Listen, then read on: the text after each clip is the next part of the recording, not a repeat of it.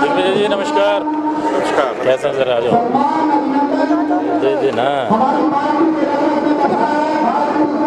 बीच में आपके नेता आपकी आवाज उठाने के लिए, आपके हकों को बुलंद करने के लिए पहुंच चुके हैं।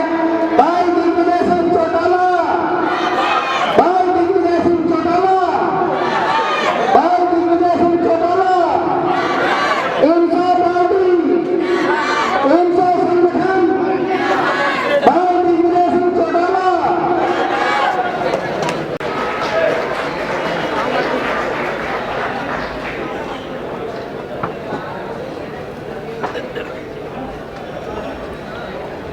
करो जी आगे।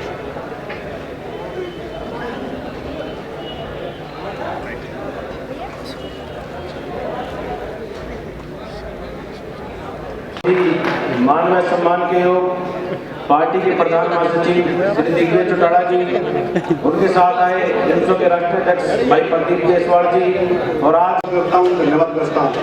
और आज हमारे बीच में पहुंचे बड़े भाई चौधरी दिग्विजय सिंह चौटाला जी, जनसो के राष्ट्रीय अध्यक्ष। पहले भी भाई साहब ने लंबा संघर्ष, आप सबको मुझे पता भी है, हमारे जिले में लंबा चुनाव बहाल हुए थे, लेकिन चुनाव हो, इसलिए आप सभी छात्रों से सहयोग की उम्मीद करते हैं। इस लड़ाई में सारे मिलकर साथ दें। बहुत बहुत धन्यवाद। अब मैं भाई सुमित सिंह को बुके के लिए आमंत्रित करती हूँ कि वह मंत्री जी का स्वागत करें बुके से।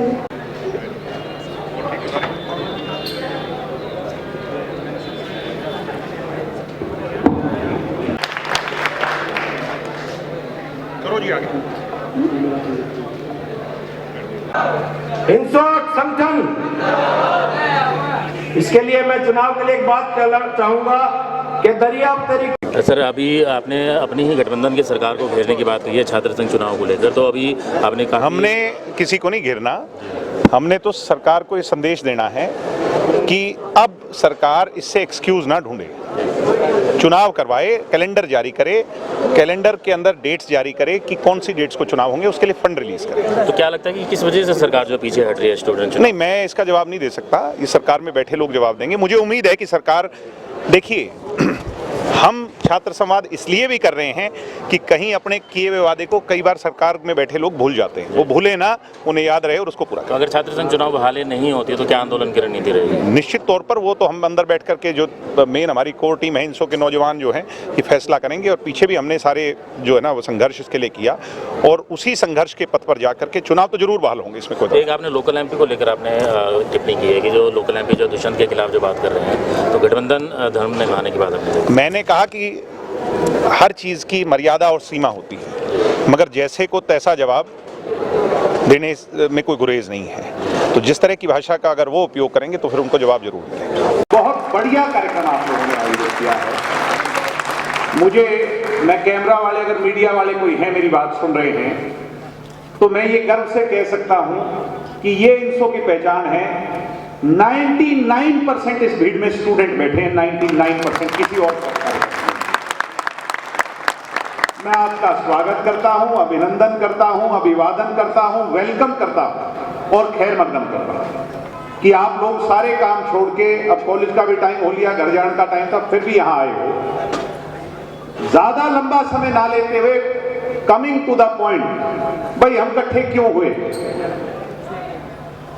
1996 के अंदर छात्र संघ चुनाव हरियाणा के अंदर बंद कर दिए थे चौधरी बंसीलाल जी, और 1996 से 2023 आ गया भाइयों, मेरी बहनों, हरियाणा के अंदर स्टूडेंट यूनियन के इलेक्शन बंद है। स्टूडेंट यूनियन के इलेक्शन क्यों जरूरी हैं? क्योंकि अगर कोई क्लासरूम की बात हो, लाइब्रेरी की बात हो, कोई बाथरूम की बात हो, खेल के मैदान की बात हो, तो शिक्षण संस्थानों के अंदर संचालक यानी एडमिनिस्ट्रेशन जो है वो अपना पूरा दबदबा समझते हैं, जैसे चलाना चाहो वैसे चलाते हैं। और स्टूडेंट की बात जब आती है, मैं एक छोटा एग्जांपल दूं, मेरी बहनें बैठी, अगर हमारे बाथरूम के हाइजीन की बात है, भाई नहीं हमारा ये, हम इससे सेटिस्फाई नहीं है। कोई लाइब्रेरी की बात है, हम सेटिस्फाई नहीं है। कोई क्लासरूम की बात है, कोई और विषय है, कोई एग्जामिनेशन का है, कोई इंटरव्यू का है, कोई और है, अगर कहीं भी हम सेटिस्फाई नहीं है, हमारे पास कहने को कोई मंच ही नहीं है। ज्यादा कहोगे तो फिर कार्रवाई कर दी जाती है, आपको किसी को सस्पेंड कर देते हैं, किसी को कुछ और कर देते हैं। ये बात है कि नहीं? सारे के सारे बता देते हैं, यही बात है कि नहीं है? धक्काशाही चलती है। और बाबा साहब अंबेडकर ने आजाद भारत के अंदर सबसे बड़ा फंडामेंटल अधिकार दिया है, उसको हरियाणा के अंदर 1996 से बंद किया हुआ है। यानी जहां प्रशासन कॉलेज में हो, यूनिवर्सिटी में हो, उसके पैरेलल एक यूनियन स्टूडेंट की भी होनी चाहिए कि जब एग्जीक्यूटिव कमेटी की मीटिंग बुलाई जाए तो स्टूडेंट यूनियन का लीडर स्टूडेंट्स की आवाज बनकर अपनी आवाज को बुलंद करे, स्टूडेंट्स की बात को रखे। आप इस बात से सहमत हो कि नहीं? सारे भाई ढीले ढीले ना बोलो, सहमत हो तो हाथ उठा करके बताओ सहमत हो आप। धन्यवाद। अब 2003 में इंसो बनी थी, डॉक्टर अजय सिंह चौटाला जी ने संघर्ष शुरू किया स्टूडेंट्स के लिए। भाई ये बुरा साहब, आप लोग तब इंसो से जुड़े थे हैं, उसके बाद भी बहुत से साथी जुड़े, लंबा कारवां चलता रहा और तब से मांग थी भाई स्टूडेंट यूनियन के इलेक्शन बहाल किए जाएं। 10 साल कांग्रेस का राज और पीछे 5 साल बीजेपी का पूरा राज। 2013 में प्रदीप जी और मैंने ये बीड़ा उठा लिया, भाई अब बहाल इसको करवाना है, चाहे हमें कुछ भी क्यों ना करना पड़े। हर कॉलेज में प्रदीप जी, हमने और इंसो के एक एक साथी ने, मेहनती साथी ने हजारों लाखों विद्यार्थियों से मिलकर के एक मुहिम खड़ी करी, एक आंदोलन खड़ा किया 2013 के बाद। हमें यहां तक की भी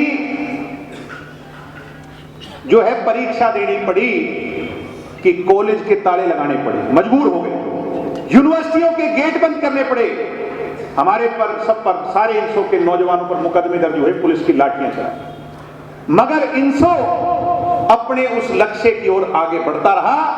आपको याद होगा गुरु जंबेश्वर यूनिवर्सिटी का वो प्रांगण, इंसो के साथियों ने जब आमरण अनशन की बात भी आई तो उससे भी अपने कदम पीछे नहीं हटाए साथियों। ये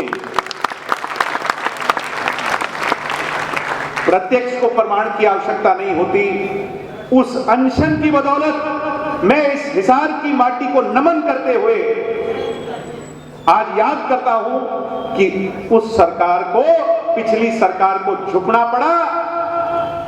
मुख्यमंत्री जी ने लेटर जारी करवाया और ना केवल लेटर जारी हो गया बल्कि हरियाणा के अंदर छात्र संघ चुनावों की घोषणा हो गई। और रघुकुल रीत सदा चली आई, प्राण जाए मगर वचन ना जाए। हमारे पर आरोप लगते थे कि ये चुनाव लड़ना चाहते हैं, इंसो चुनाव लड़ना चाहती है। हमने चौधरी देवीलाल जी की नीतियों को मानते हुए ये कह दिया कि पहला चुनाव हम लड़ेंगे ही, जो लड़ो जो जीतो, हम तो चाहते हैं कि यूथ लीडरशिप, नए नौजवान, आम घरों के बच्चे, गरीब के, किसान के, मजदूर के, दलित के, पिछड़े के, अगड़े के, आम घरों के बच्चे पॉलिटिक्स में अपने कदम रखें और उस राजनीति को बदलने का काम करें। मगर सरकार ने फिर अपना रुख बदल लिया, बोले भाई चुनाव तो करवाएंगे मगर इनडायरेक्ट करवाएंगे। ये तो जैसे स्कूल में हम जाया करते और क्लास का मॉनिटर क्लास की टीचर रख दिया करती, प्रिंसिपल रख दिया करती, वो वाली बात हो गई भाई। मतलब जिससे प्रिंसिपल राजी वो चुन करके आएगा, प्रधान वो होगा। अब प्रिंसिपल तो उसने बना होगा जो प्रिंसिपल का खास हो, प्रिंसिपल उसको नहीं बनाएगा जो स्टूडेंट्स की आवाज हो, बल्कि वो अपने खास लोगों को या जो ईआर और जो पीछे ने व्यवस्था कायम। हमने उसका विरोध किया, पीछे फिर कोरोना आ गया भाई 2 साल, और पिछले साल लिंग 2 कमेटी कहती है कि एडमिशन टाइम पे होने चाहिए, पिछले साल टाइम पे एडमिशन नहीं हुए। अब ये हमने संवाद आज सारी बातों का मूल स्वरूप में एक बात बताऊं कि ये इसलिए बुलाया है कि सरकार ने जो घोषणा की थी, क्या अब उसको सरकार को पूरा करना चाहिए कि नहीं करना चाहिए साथियों? करना चाहिए। जब मैं, प्रदीप देशवाल या इनसो का कोई भी साथी आता था तो ये कहते थे कि दुष्यंत चौटाला सरकार में होगा तो हम इस बात को पूरा करेंगे। ये बात कही थी कि नहीं कही थी? ये 2023 का समा वो गोल्डन अपॉर्चुनिटी आई है। 1996 से जो हम उम्मीद लगाए बैठे थे कि कब चुनाव होंगे, कब नई लीडरशिप उभरेगी, अब उसको पूरा करने का, उस स्वप्न को साकार करने का समय आ गया। आ गया है कि नहीं आ गया है साथियों? आ गया है कि नहीं आ गया है? इसलिए मैं आपसे कहने आया हूं, भाई आप संगठित हो जाओ। और दुष्यंत जी प्रयास कर रहे हैं। सीधी सीधी साधारण बात यह है, ना इधर की ना उधर की, भाई सरकार अपने वादे को पूरा करे और दिल्ली, चंडीगढ़, राजस्थान और अन्य प्रदेशों के साथ साथ लिंग 2 कमेटी की सिफारिशों को लागू करके हरियाणा में भी छात्र संघ चुनावों की बहाली करे। आज हम इसलिए इकट्ठे हुए हैं, इसीलिए हुए होंगे भाई। तो इसलिए आप अगर मेरी बात से सहमत हो तो दोनों हाथ खड़े कर यह विश्वास दिलाओ कि सरकार को इस मांग को मान लेना चाहिए। मान लेना चाहिए कि नहीं मान लेना चाहिए? आज ये हिसार का यूथ ये बात कह रहा है। मैं यमुनानगर जाकर के आया, पानीपत जाकर के आया, हर जगह इतना अभूतपूर्व लोगों ने इसको मैंडेट देकर के कहा है भाई इस बात को पूरा किया जाए और ये बात पूरी हो, इसमें कोई दो राय नहीं। और अगर कहीं 19-21 नजर आया तो सत्ता सुख भोगने का साधन नहीं है। हम उस हर संघर्ष के लिए तैयार हैं। मैं आपको ये वादा देता हूं कि आप ये जिम्मा हमारे पर छोड़ दो, मगर आपका साथ मुझे चाहिएगा। ये जिम्मा दिग्विजय पर, प्रदीप देशवाल पर, रज्जू पर, अजय राव पर छोड़ देना कि इस लड़ाई को हम अंतिम पड़ाव तक लेकर के जाएंगे। फिर पुलिस की लाठियों का सामना करना पड़ा, यूनिवर्सिटी के गेट पर ताला लगाना पड़ा या आमरण अनशन पर पुनः बैठना पड़ा, तो उससे भी पीछे हम संकोच नहीं करेंगे। वादा और विश्वास। तो इसलिए सरकार को यह समझ लेना चाहिए भाई जल्द से जल्द नया यूनिवर्सिटी कैलेंडर जारी करे और जारी कर करके इसके लिए फंड रिलीज करे और इस साल प्रत्यक्ष चुनाव की घोषणा हो जाए। ये मैं आज आप लोगों से मैंडेट मांगता हूं। सम्मानित साथियों, नए नौजवान जो अच्छा बोलेंगे, कॉलेज में अच्छा काम करेंगे, वो अच्छे गांवों में जाके सरपंच बनेंगे। आज कितनी खुशी होती है, मेरी बहनें बैठी हैं, मैं 1 मिनट आपका ध्यान चाहूंगा। गांव में जाती हो, गांव की हो कि नहीं, ज्यादातर गांव की होगी इस भीड़ में। गांव में जाती हो, आज 50% महिला सरपंच है कि नहीं है? किसने किया? ये आपकी पार्टी जननायक जनता पार्टी ने वादा पूरा किया, दुष्यंत चौटाला ने। और मैं वादा देता हूं आपको, जिस दिन छात्र संघ चुनावों की बहाली होगी, भाई बुरा तो मानियो ना तुम, मेरे इस साइड में जो देख रहे हो, 50% टिकट भी मेरी बहनों को देने का काम करूंगा। ये मैं वादा करता हूं, जिससे नई पीढ़ी और युवा साथियों आज उस हर बात को दुष्यंत जी पूरा कर रहे हैं। कई बार कह देते हैं दिग्विजय ज्यादा कह जाता है, कहनी नहीं चाहिए। अब मैं सुन रहा था यहाँ का लोकल सांसद हैं आपके जो विजेंद्र सिंह जी, दुष्यंत जी के खिलाफ बोल रहे हैं। मैं अगर ये नाम नहीं लेता कि यहां का सांसद विजेंद्र सिंह जी है और लितानी साहब 90% से आप ये पूछ लेते ना कि यहाँ का सांसद कौन है, तो मैं लिख के बता सकता हूं। आधे लोग ये नहीं बता सकते कि सांसद कौन है हिसार का। बता सकोगे? किसी ने बेरा ही नहीं, कहीं देखा तुमने सांसद? और जब दुष्यंत चौटाला सांसद होते थे, डंका बजा करता है कि नहीं बजा करता हिसार वालों का? भाइयों क्यों ढीले ढीले क्यों बोलो, बजा करता है कि नहीं बजा करता? टेलीविजन जब चलता था, लोकसभा का जब प्रसारण होता था, तो तमिलनाडु वाले भी बैठ के ये देखा करते हैं कोई काम की बात कह के जाएगा नौजवान। ये बात थी कि नहीं थी? और ये लोग जो कभी नजर ही नहीं आए और आज इस तरह की बातें करते हैं, इसलिए ऐसे लोगों को कोई अधिकार नहीं है। गठबंधन की मर्यादा निभाई जानी चाहिए। नहीं तो जैसे को तैसा जवाब जरूर मिलेगा साथियों। इस बात से सहमत हो कि नहीं? आज सारे विरोधी दुष्यंत जी के पीछे लगे हुए हैं। क्यों लगे हुए हैं? क्योंकि उन्हें इस बात की चिंता सता रही है कि 35 साल का लड़का 75% आरक्षण की लड़ाई जब बात आई पहली कलम से पूरा की। और भाई ये हमारे बुजुर्ग बैठे कई बार कह देते हैं 5100 कही थी। 10 सीट है हमारे पास।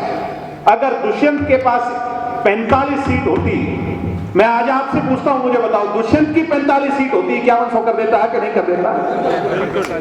जो जो बातें कही थी उसको पूरा कर। इनको ये डर लगता है कि दुष्यंत आगे बढ़ गया तो तुम्हारी दुकान बंद हो जाएगी। इसीलिए ये विजेंद्र सिंह जी जैसे और लोग, तमाम लोग विरोधी जो हैं, मैं दीपेंद्र हुड्डा से पूछना चाहता हूं कि वो राज हिसार वालों तुम तो बिल्कुल मत भूलियो। 10 साल जो कांग्रेस का राज रहा, मुंडाल पे सीमा पड़ती है रोहतक की। रोहतक से चला करते तो यूं हाईवे थे लंदन और पेरिस के हों, और मुंडाल वाले भाई एक दो बैठे थे भी तो मुंडाल का ही है। और मुंडाल पे जब सीमा आया करती तो यूं लगा करता जैसे अटारी वाघा बॉर्डर की सीमा आ गई। थी कि नहीं थी बता दो।